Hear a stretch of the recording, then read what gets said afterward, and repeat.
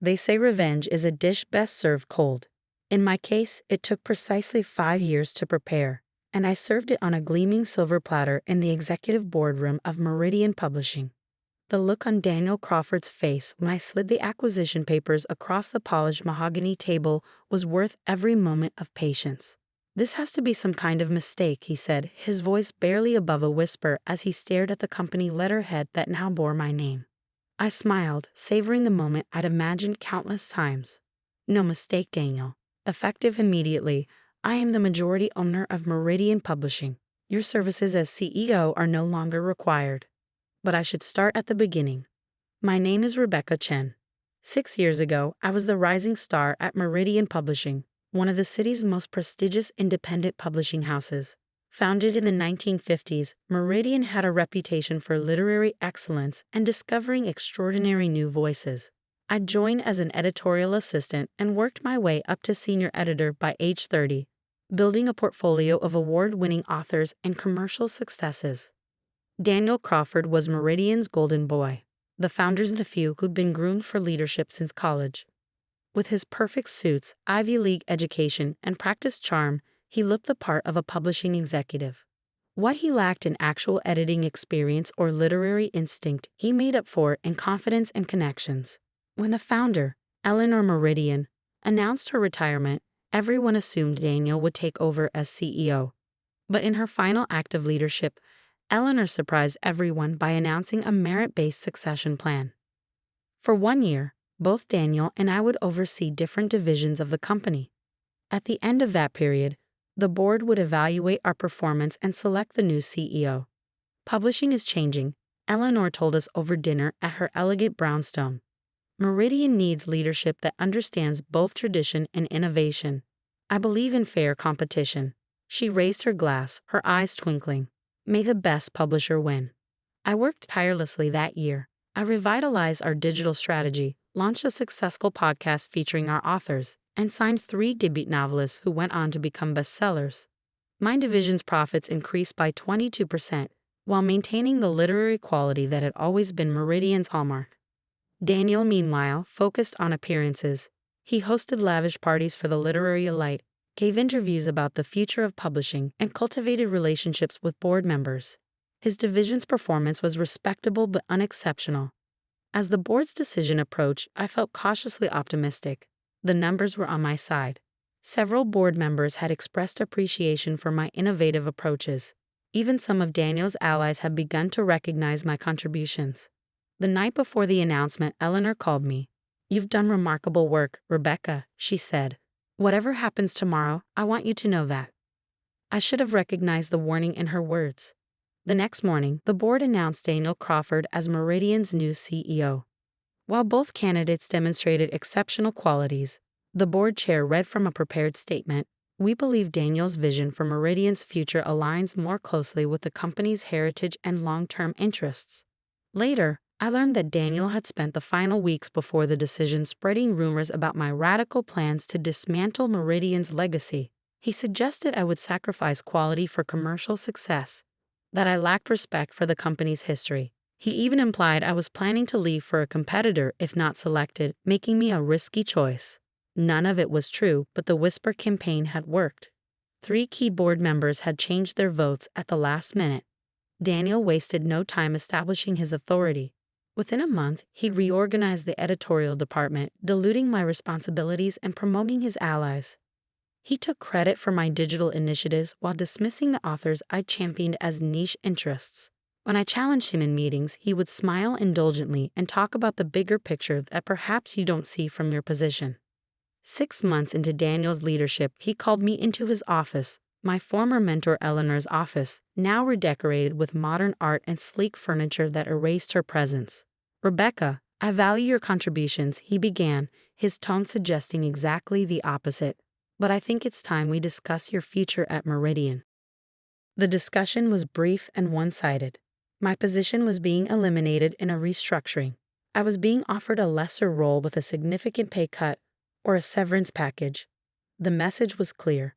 Daniel wanted me gone but preferred I leave voluntarily. "I'm giving you the courtesy of a choice because of your history with the company," he said, his practiced sympathy not reaching his eyes. I maintained my composure, thanked him for his consideration, and said I would need time to think about it. Back in my office, I closed the door and allowed myself exactly 5 minutes to feel the full force of my anger and disappointment. Then I began to plan. The next day, I accepted the severance package with a grace that clearly surprised Daniel. I even agreed to his suggestion of announcing that I was leaving to pursue other opportunities. I smiled through the awkward goodbye gathering, accepted a parting gift I would later donate unopened, and walked out of Meridian Publishing with nothing but my reputation and a determination that this would not be the end of my story. What happened next must have seemed predictable to Daniel. I started a small literary agency. This fit his narrative. The editor who couldn't handle the business side of publishing retreating to a safer, smaller role in the industry. What he didn't know was that this was merely phase one of a longer strategy. My agency, Phoenix Literary, quickly gained a reputation for discovering exceptional new talent and for its innovative approach to author development. I brought on talented editors who had been overlooked or undervalued at larger houses. We embraced digital platforms and non-traditional publishing models alongside traditional approaches. Within 2 years, Phoenix represented some of the most exciting voices in literature. During this time, I maintained cordial relationships with Meridian's editors, many of whom had been my colleagues. I heard about Daniel's increasingly erratic leadership, his focus on splashy acquisitions over sustainable growth, his alienation of longtime authors. Under his direction, Meridian was still prestigious, but increasingly unstable. What Daniel also didn't know was that I had been meeting regularly with Eleanor Meridian, who had watched the company's evolution with growing concern. Though she no longer had operational control, she still held significant shares, as did several founding family members who trusted her judgment. I made a mistake, she told me over tea in her garden 3 years after my departure. I should have been more explicit about my wishes for the company's future. The board misinterpreted my silence as endorsement. Meanwhile, I had been carefully investing my earnings and building relationships with select investors who shared my vision for what publishing could be. With Eleanor's guidance, I began quietly purchasing available Meridian stock whenever it came on the market. The opportunity I had been waiting for arrived when Daniel made his most ambitious move yet, attempting to acquire a smaller rival publisher using primarily debt financing.